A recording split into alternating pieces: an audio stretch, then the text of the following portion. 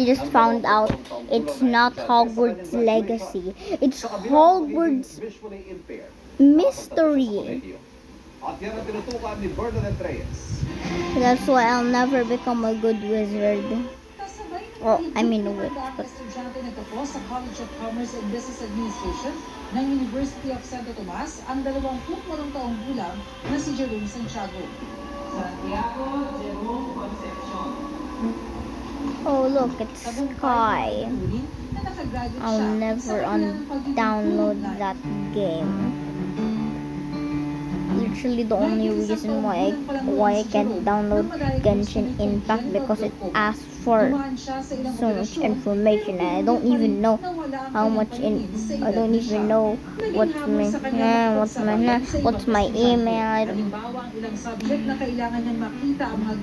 Harry Potter Mystery. Wait, no, I mean Hogwarts Mystery, not Hogwarts wait, yeah, Hogwarts.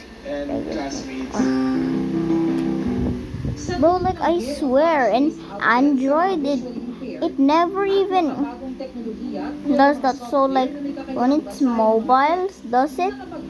So it's bad. It's bad.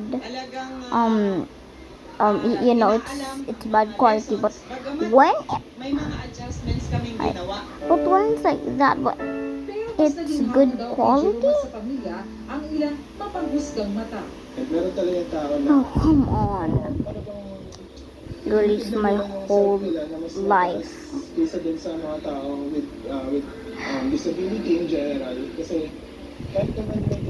Such a disappointment.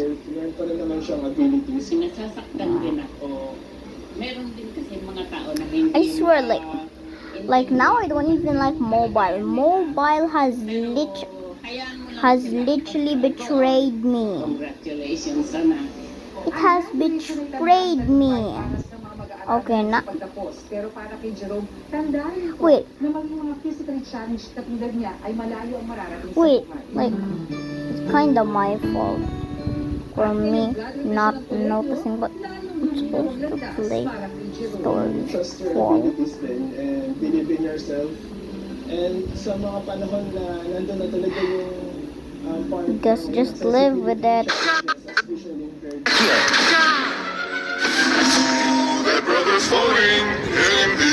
Five actually real Harry Potter gadgets, starting with the No one cares. Don't be sad, because sad spelled backwards is das, and that's not good.